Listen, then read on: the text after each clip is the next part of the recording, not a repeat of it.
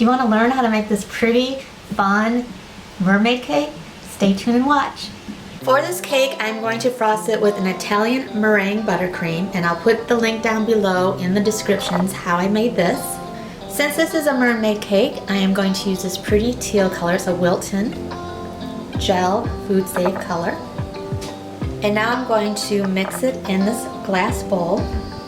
I'm just going to scoop some in the bowl, and this will be frosting for the outside, and the filling I will be doing something else. And this is going to be a 6-inch cake, so it's not a big cake, but it's going to be 4 of them because I want it to be a tall, high cake, but just not a wide cake. Now I don't want this to be a real strong teal color, so I'm just going to take a toothpick and put a little food coloring in here. And my friend Lorelei Carvey, who has her own channel, Cakes by Lorelei, showed me how to do this with mixing, and I never did it this way before, and it was a great idea, so I'm going to share it with you guys. And it is a beater of a mixer, and you just use that to stir it around. For inside the filling, I'm going to mix up some of this cherry jelly. This is my favorite brand, and chocolate and cherries always go together really well. And with the filling, I have a large piping tip and a large piping bag. Put a little dab on my cake cardboard round.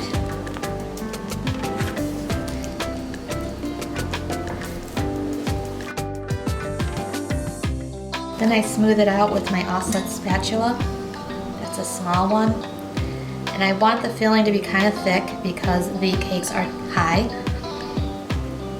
Usually you want to do proportion to the cake to the filling. This is a little less than the cake, but you don't want to have just a tiny bit of filling and a lot of cake, or a little bit of cake and a lot of filling. And put the next layer on and push down on this cake so it's firm and even.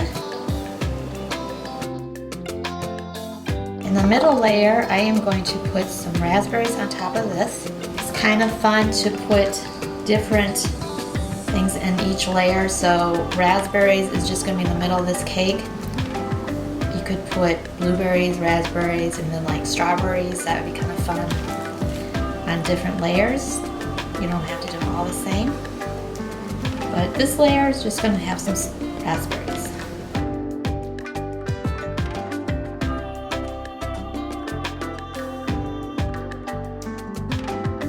As you can tell, this is a pretty tall cake. I'll measure the cake for you to let you know how tall this one is, and it is 8 inches high. Next thing I'm going to do is a crumb coat. To do the crumb coat, I'm using this teal green color that I mixed. Put some on the top of the cake, and then of course all over the sides. And make sure that all the gaps are sealed on where the cakes are separated.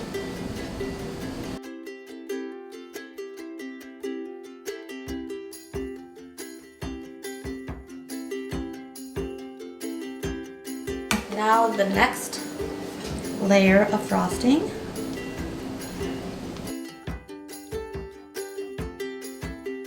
I'm just going to put on one more layer and the frosting part's done.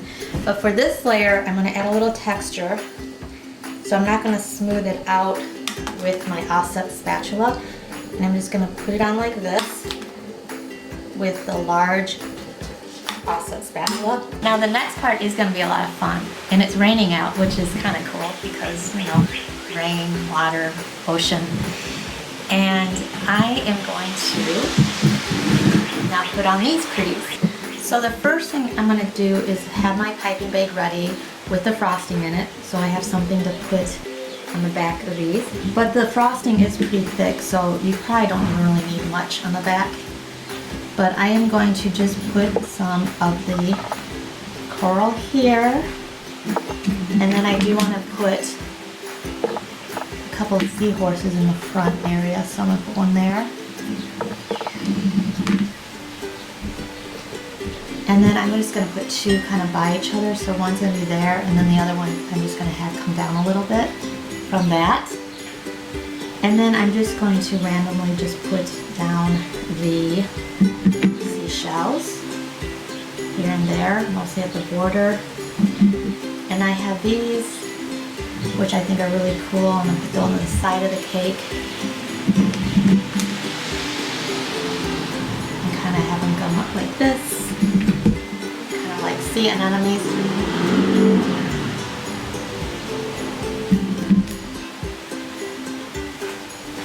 Just randomly put them all over the cake. And then I have these that we can cluster together as well. And I also put the link down below how I made all these bigger ones, and then like there's a little tiny one here.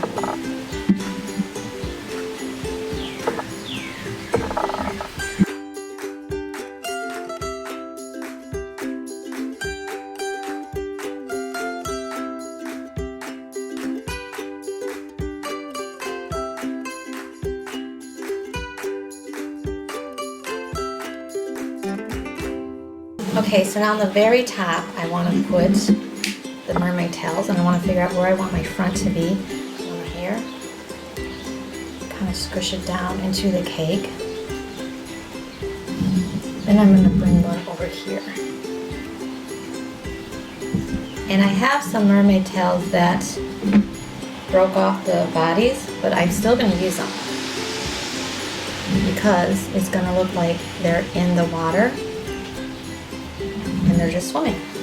And then for the border area, I have a bunch of these, so I thought I'd just make them like a border. That might be kind of fun.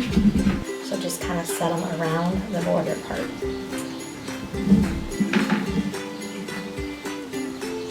So here's the pearls for the bubbles, and I'm just going to take them in my hand. My hand's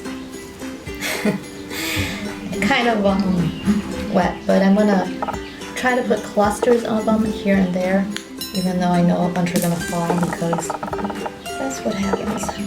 But just try to take a cluster of them, and I'm gonna put some on the top of the cake too. I'm gonna put some pink, and I also want to tell you I put a tray underneath this, so when it does drop, it just goes right into the tray and not all over the floor.